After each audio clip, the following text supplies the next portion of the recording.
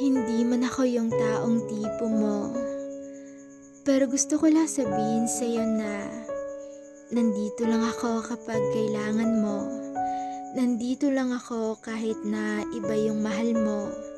Hindi naman ako umaasa na maging tayong dalawa. Kasi alam ko naman na iba yung gusto mo at hindi ako. Pero kasi masaya ako sa ginagawa ko. Masaya ako na makita na masaya ka sa iba. At masaya rin ako na para sa inyong dalawa. Malalaman mo lang talaga na totoong mahal mo yung isang tao. Kasi kahit na nasasaktan ka na may mahal siyang iba, pero masaya ka pa rin para sa kanya.